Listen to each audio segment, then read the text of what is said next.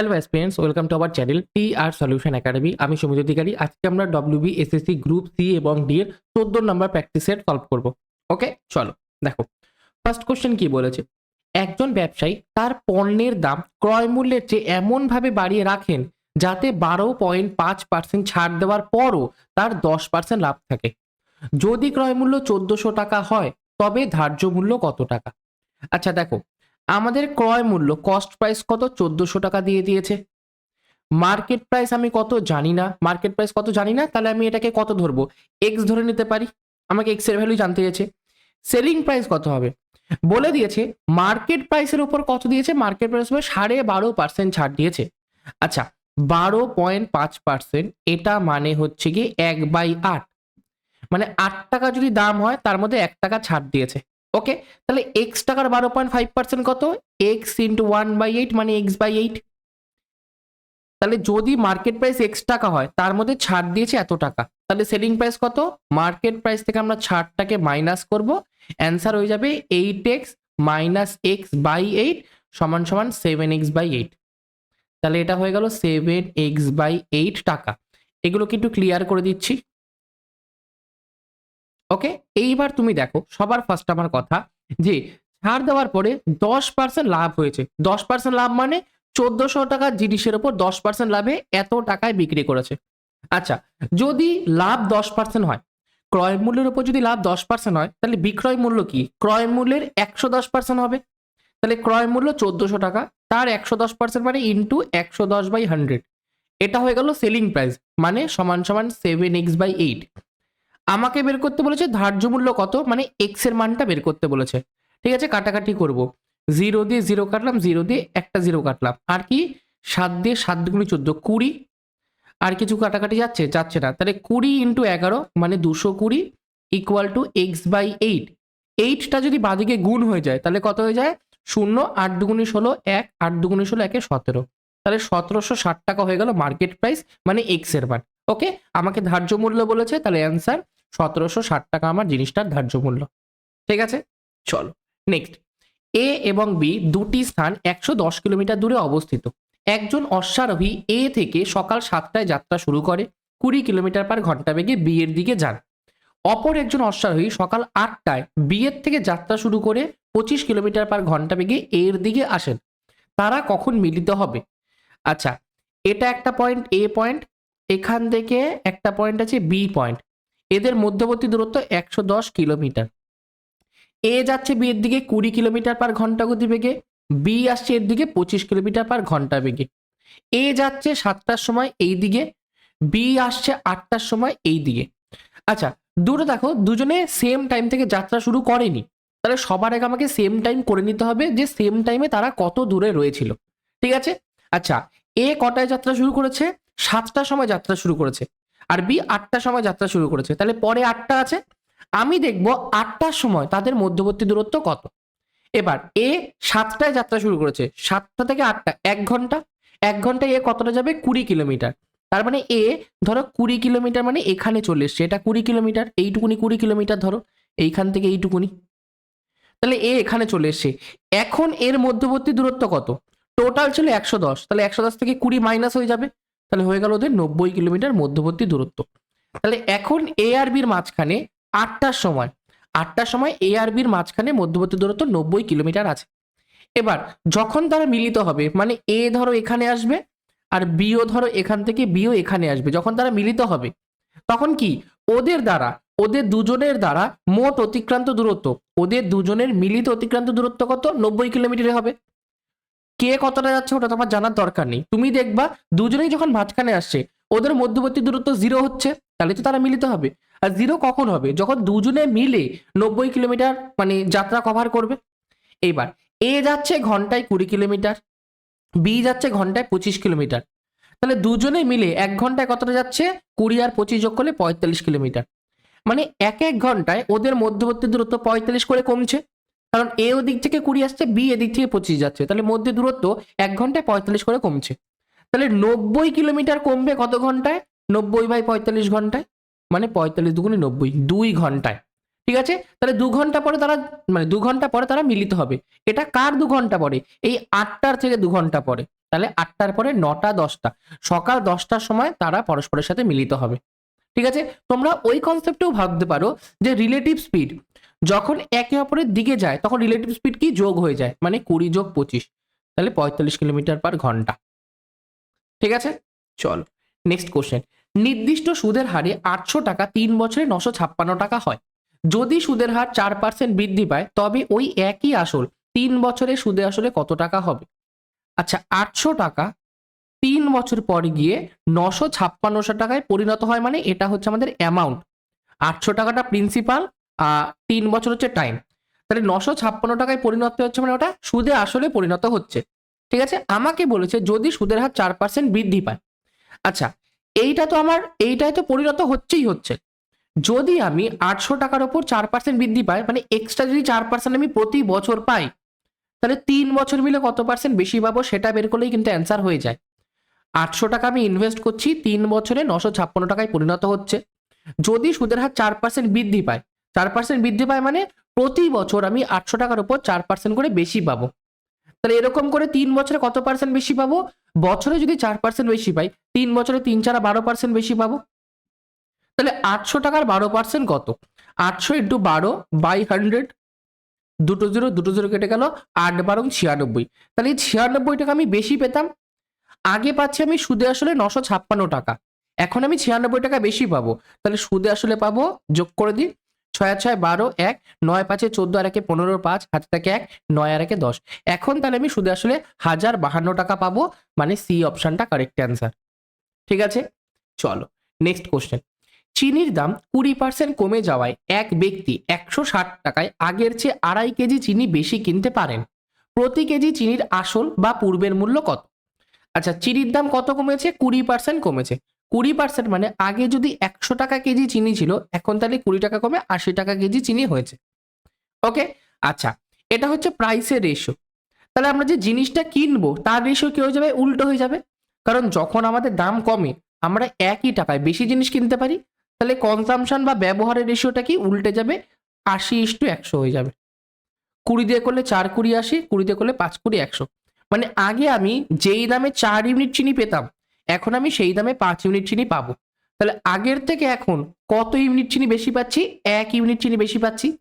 আর কোশ্চেনে বলেছে এই যে আগের চেয়ে 2.5 কেজি চিনি বেশি পাবো, তাহলে একের ভ্যালু কত? 2.5।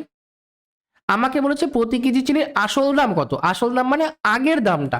তাহলে আগের দাম জানতে গেলে তোমাকে আগে জানতে হবে যে আগে আমি কত কেজি চিনি পেতাম। একের ভ্যালু যদি 2.5 কেজি হয়, আগে আমি 4 ইউনিট চিনি পেতাম। তাহলে 4-এর ভ্যালু 4 ইন্টু 2.5 কত হয়? 10 হয়। তাহলে আগে আমি 10 কেজি চিনি পেতাম। কত টাকার মধ্যে? এই যে 160 টাকার মধ্যে। তাহলে 160 টাকা যদি 10 কেজি পেতাম, তাহলে 1 কেজির দাম কত? 160/10, 0 কেটে গেল 16 টাকা। তাহলে আগে চিনির দাম ছিল 16 টাকা কেজি। ক্লিয়ার? চলো নেক্সট কোশ্চেন। এ বি এবং সি এর আয়ের অনুপাত 3:7:4 এবং তাদের ব্যয়ের অনুপাত 4:3:5। যদি এ তার আয়ের 14.28% বা 1/7 সঞ্চয় করে, তবে তাদের সঞ্চয় অনুপাত কত? এটা খুব ইম্পর্টেন্ট কোশ্চেন, ঠিক আছে? স্টার মেরে নাও, তোমরা নিজেরা অবশ্যই কিন্তু এটাকে পজ করে সলভ করবে, ঠিক আছে? এটা একটুখানি লেন্দি অঙ্ক আর কি। ওকে, আচ্ছা, সবার ফার্স্টে তাদের ইনকামের রেশিও কত আছে? 3:7:4। আর তাদের এক্সপেন্ডিচার কত আছে? 4:3:5। যদি ওপরটা থেকে নিচেরটাকে মাইনাস করি তাহলে আমি সেভিংস পাবো। এই রেশিওটা আমাকে জানতে চেয়েছে, x:y:z, এটা জানতে চেয়েছে, ঠিক আছে? আচ্ছা, এবার আমি এটাকে ক্লিয়ার করে দিই। আমাকে বেসিক্যালি ইনকাম থেকে এক্সপেন্ডিচারকে মাইনাস করলে সেভিংস পাই। আচ্ছা, তাহলে ধরে নিচ্ছি ইনকাম আছে 3x, 7x আর 4x, আর এক্সপেন্ডিচার ধরো আমি ধরে নিচ্ছি 4y, 3y, 5y। ওকে, আচ্ছা, এটা এ, এটা বি, এটা সি। এইটুকুনি ক্লিয়ার আছে? আমি কিছুই করলাম না, শুধুমাত্র ইনকামকে আমি প্রত্যেকটার সাথে এক্স দিয়ে গুণ করলাম আর এক্সপেন্ডিচারকে প্রত্যেকটার সাথে ওয়াই দিয়ে গুণ করলাম। যখন কিছু দিয়ে গুণ করে দিচ্ছি তখন আমাদের এই জাস্ট রেশিওগুলো থাকে না। মানে এর ইনকাম 3x টাকা, বি এর ইনকাম 7x টাকা, সি এর ইনকাম 4x টাকা। হয়ে গেল, এর এক্সপেন্ডিচার 4y টাকা, বি এর এক্সপেন্ডিচার 3y টাকা, সি এর এক্সপেন্ডিচার 5y টাকা। ক্লিয়ার? আচ্ছা, এবার এর তাহলে সেভিংস কত হবে? 3x minus 4y। পরেরটার সেভিংস কত হবে? 7x minus 3y। আর লাস্টেরটার কত হবে? 4x minus 5y। ওকে। আচ্ছা, এই যে সেভিংসটা করছে মানে সঞ্চয় যেটা করছে এই 3x-4i, এটা কি বলে দিয়েছে? এটা তার আয়ের 14.8%। 14.8% মানে বলে দিয়েছে 1/7। মানে এই যে সেভিংসটা সেটা তার ইনকামের মানে 3x এর 1/7 হয়ে গেল। তাহলে এখান থেকে 7টা যদি বাদিকে গুণ করি, 3×7 21x minus 4×7 28y equal to 3x। 3xটাকে বাদিকে নিয়ে আসি, 21x মাইনাস 3x, আর 28yটাকে ডান দিকে নিয়ে যাই 28y। তাহলে বাদিকে হলো 18x ইকুয়াল টু 28y। তাহলে এখান থেকে যদি আমি x/y করি কত বেরোবে? 28/18। একটু সিম্পলিফাই করলে 14 দুগুণে 28, 9 দুগুণে 18, 14/9। মানে x এর মান 14, y এর মান 9। এবার এটা যে তাদের সেভিংসের রেশিও ছিল এটা আমরা বের করে নেব। আচ্ছা, একটু ক্লিয়ার করব, এখানটা আমরা একবার লিখে নিই, x/y সমান সমান 14/9। এবার এগুলোকে মুছে দিই। আমাকে বের করতে হবে তাদের সঞ্চয়ের অনুপাত। ওকে ওকে, ফার্স্টে কি 3 ইন্টু এক্স এর জায়গায় 14 মাইনাস 4 ইন্টু ওয়াই এর জায়গায় 9, এটা ইস্টু পরেরটা 7 ইন্টু 14 মাইনাস 3 ইন্টু 9, আর লাস্টেরটা কত 4 ইন্টু 14 মাইনাস 5 ইন্টু 9 করি। 3×14 42 মাইনাস 4×9 36 ইস্টু পরেরটা 7×10 70, 4×7 28, 70 আর 28 98, 3×9 27, আর লাস্টে এটা 4×14 56 মাইনাস 5×9 45। 42 থেকে 36 বাদ দিলে 6, 98 থেকে 27, আর 90 থেকে 20 বাদ দিলে 70, আর 8 থেকে 7 বাদ দিলে 1 71, 56 থেকে 45, 45 আর 1 46, আর 10 56 11। 6:71:11, 6:71:11 মানে বি অপশনটা কারেক্ট অ্যান্সার। ঠিক আছে, এটা গেল আমাদের। আমি অন্য একটা নিয়মে বলছি, একটুখানি বোঝার চেষ্টা করবে যে কিভাবে হচ্ছে। দেখো 3 7 4 তাদের ইনকামের রেশিও কত? 3:7:4। এক্সপেন্ডিচারের রেশিও কত আছে? এক্সপেন্ডিচার রেশিও আছে কত? 4 3 5, 4 3 5। আচ্ছা, আমাকে বলেছে এটা A:B:C। এ যা ইনকাম করে তার 1/7 সঞ্চয় করে। ঠিক আছে। আচ্ছা, 3-এর 1/7 করলে আমাদের কাটাকাটি যাবে না, আমরা সুবিধার খাতিরে যেহেতু 1/7 বের করতে হবে, আমরা আগে একবার এটাকে 7 দিয়ে গুণ করে নিচ্ছি। তাহলে কত হয়ে যাচ্ছে? 3×7 21, 7×7 49, 4×7 28। ঠিক আছে, নিচেরগুলো একটুখানি নিচে নিচে লিখে দিচ্ছি। কত আছে? 4 3 5, 4:3:5। আচ্ছা, যদি এর ইনকাম 21 ইউনিট হয়, এ যদি 21 টাকা ইনকাম করে, তাহলে সঞ্চয় কত করবে বলে দিয়েছে? 21-এর 1/7, মানে 3×7 21, 3 ইউনিট সঞ্চয় করবে। এইবার একটুখানি ভালো করে বুঝবে, 21 টাকার মধ্যে যদি 3 ইউনিট সঞ্চয় করে তাহলে খরচ কত করবে? 21 থেকে 3 বাদ 18, তাহলে এখানটা 18 হওয়ার কথা ছিল, কিন্তু অ্যান্সার আমার 4 আছে। তাহলে এখান থেকে আমরা এইটা কি বলতে পারি যে 4 ইউনিট, এটা মানেই 18, 4 মানেই 18, তাহলে 1 মানে 18/4। তাহলে কাটাকাটি করলে 9 দুগুণে 18, 2 দুগুণে 4, 9/2 হচ্ছে 1-এর ভ্যালু। 1-এর ভ্যালু যদি 9/2 হয় তাহলে এই 3-এর ভ্যালু কত? এই 4:3:5 এটা আছে তো, 4-এর ভ্যালু 18 হচ্ছে, তাহলে 3-এর ভ্যালু কত হবে? 1-এর ভ্যালু 9/2, 3-এর ভ্যালু তাহলে 3 × 9/2, তাহলে 3×9 27, 27/2 মানে 13 দুগুণে 26, 13.5। 5-এর ভ্যালু কত? 5 × 9/2, তাহলে 5×9 45/2 মানে 22.5 হলো। এইবার ভালো করে বুঝে নেবে একটুখানি, ওদের ইনকাম কত ছিল? এবার এটা কেটে দিলাম, হ্যাঁ এটা মুছে দিলাম, আমরা তো অরিজিনালটাই পেয়ে গেলাম। তাদের ইনকাম ছিল 21 টাকা, 49 টাকা, 28 টাকা। ইনকাম থেকে এক্সপেন্ডিচারকে মাইনাস করব, এটা 3 আসলো, যেটা আমাকে ফুলফিল করছে, স্যাটিসফাই যে 21-এর 1/7। পরেরটা 49 থেকে যদি 13.5 বাদ দিই, 49 থেকে আমি যদি 14 বাদ দিই, তাহলে কত? 4 আর 5-এ 9, এটা 3, 35, যেহেতু 0.5 এক্সট্রা ধরেছিলাম 35.5। আর তারপরটা 28 থেকে 22.5 বাদ দিচ্ছি, 22.5 23 ধরছি, 23 মানে 5, 5.5। ঠিক আছে। আচ্ছা, যেহেতু ডান দিকে দেখো দুটো অনুপাতে দশমিক আছে, আমি যদি 10 দিয়ে গুণ করে দিই, প্রথমটা 30 হয়ে যাবে, পরেরটা দশমিক উঠে যাবে, পরেরটা দশমিক উঠে যাবে। 5 দিয়ে করলে 5×6 30, 5×7 35, 5×1 5, 5×1 55। এইটা হয়ে গেল তাদের সেভিংসের রেশিও। যদি এটা তোমরা বুঝতে পারো তাহলে অনেক তোমাদের হেল্প হবে অনেক বড় বড় অঙ্ক সলভ করতে গিয়ে। ঠিক আছে, এইটা তো আমাদের বেসিক গেল, যেটা আমরা XY দিয়ে ধরে করলাম, কিন্তু এইটা যদি তুমি ঠিকঠাক করে বুঝতে পারো, অনেক কঠিন কঠিন অঙ্ক তোমাদের ইজিলি আর কি সলভ হয়ে যায়। ঠিক আছে, যদি বুঝতে না পারো আমাকে কমেন্টে জানিও, এরকম আমি কোশ্চেন এক্সট্রা অ্যাড করে তোমাদের আরো বুঝিয়ে দেবো ভালো করে। ঠিক আছে, নেক্সট, 3 জন পুরুষ বা 5 জন মহিলা, এই লাইনটাই ভালো করে খেয়াল করবে। 3 জন পুরুষ বা 5 জন মহিলা, যখন বা কথাটা দেবে তার মানেই বুঝে যাবা 3 জন পুরুষ মানে 3টে ম্যান যতটা কাজ করে সেম কাজ 5টা মহিলা করে, কারণ বা বলে দিয়েছে। যখন তোমাকে বলবে এটা অথবা এটা, তার মানে কি দুটোরই ক্ষমতা সেম, তাহলেই তো অথবা ইউজ হয়। আচ্ছা, এবার কথা, 3 জন পুরুষ অথবা 5 জন মহিলা একটি কাজ 12 দিনে করে, তাহলে টোটাল ওয়ার্কটা কি হয়? 3 জন পুরুষ 3টে ম্যান 12 দিনে যেই কাজটা করে সেটাও টোটাল ওয়ার্ক, অথবা 5টা মহিলা 5টা ডাব্লু 12 দিনে করে সেটাও আমার টোটাল কাজ, দুটোই আমার টোটাল কাজ দিনে করতে পারে। 6 জন পুরুষ ও 5 জন মহিলা একটি কাজ কত দিনে করবে? আমাকে বের করতে হবে 6 জন মহিলা, না 6 জন ম্যান, 6টা পুরুষ প্লাস এবং মানে প্লাস এবং 5 জন মহিলা, এরা মিলে কত দিনে কাজটা করতে পারে, মানে ডি এর ভ্যালুটা জানতে চাইছে। আচ্ছা, এখান থেকে আমি যদি এফিসিয়েন্সি বের করি M/W কত বেরোবে? 5/3, মানে পুরুষের এফিসিয়েন্সি 5 ইউনিট, মহিলার এফিসিয়েন্সি 3 ইউনিট। তাহলে এখান থেকে আমি বের করি টোটাল ওয়ার্ক, 5 ইন্টু ডব্লু মানে কত?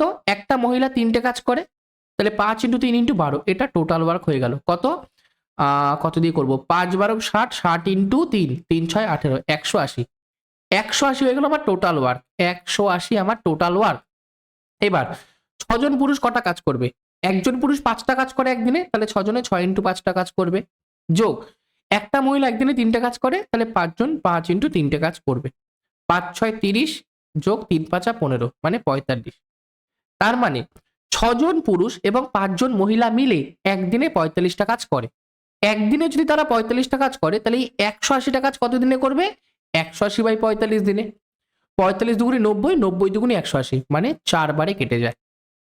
তাহলে সঠিক উত্তর 4 দিন, মানে 1 নাম্বার অপশনটা সঠিক উত্তর।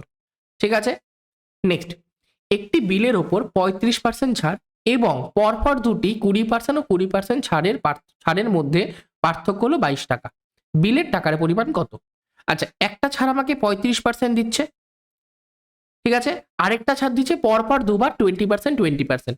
আচ্ছা, দুটো পরপর ছাড়কে আমরা একক সমতুল্য ছাড়ে কি করে কনভার্ট করি?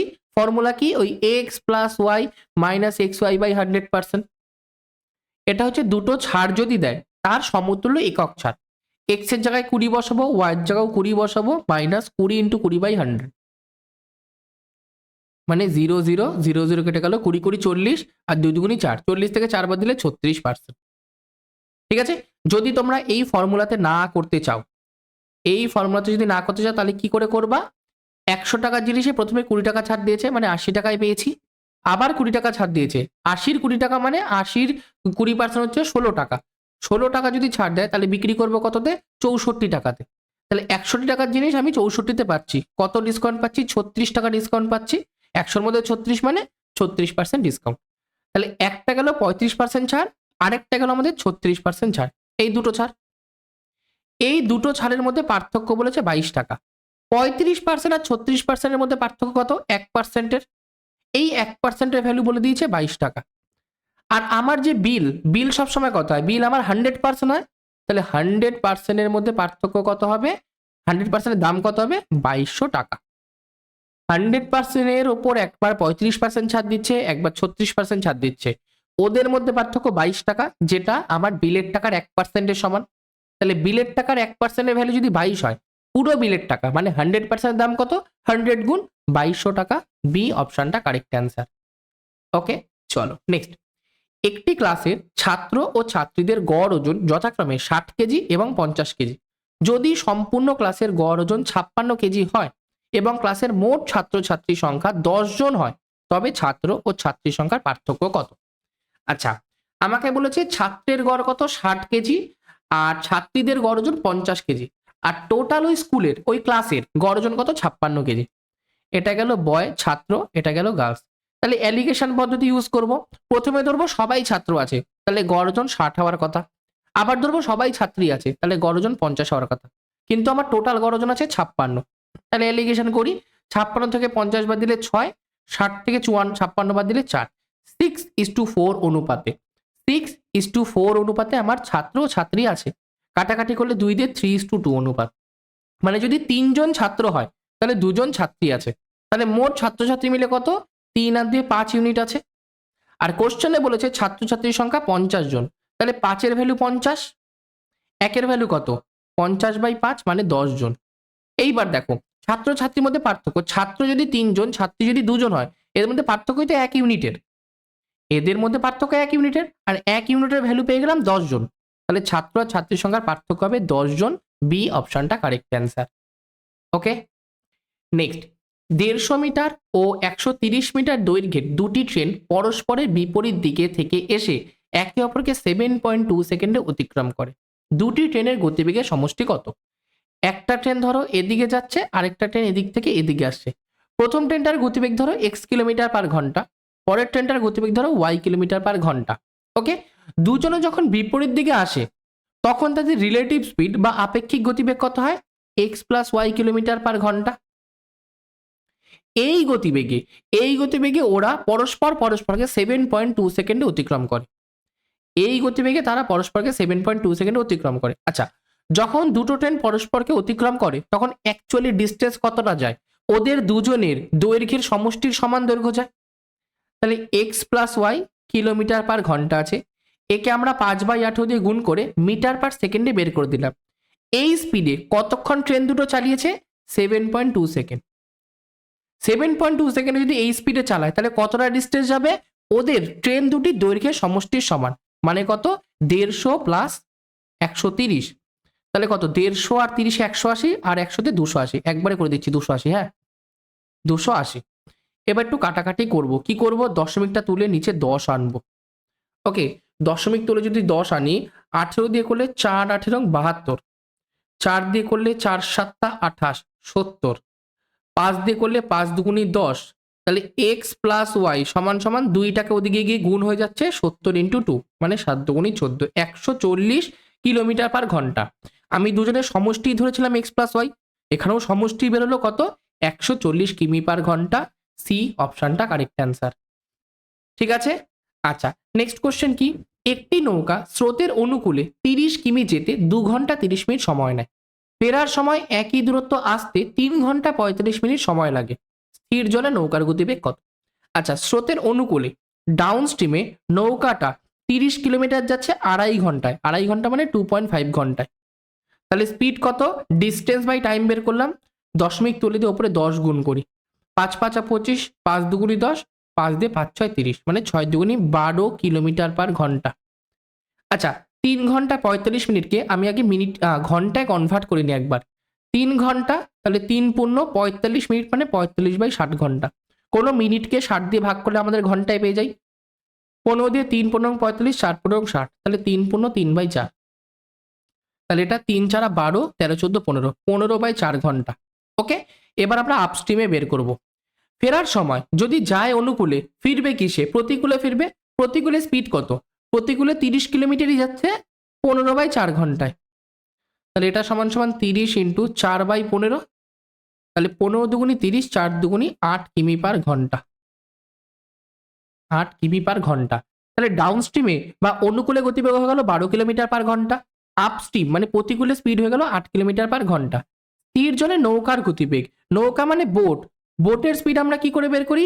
Down stream plus upstream by 2, down স্ট্রিমে আছে 12, আপস্ট্রিমে আছে 8/2, 12-র সাথে 8 যোগ করলে 20, 20/2 মানে কত? 10, তাহলে এইটা একটুখানি আলাদা লাইন। হ্যাঁ, তাহলে নৌকার গতিবেগ হলো 10 কিলোমিটার পার ঘন্টা, মানে সি অপশনটা কারেক্ট অ্যান্সার।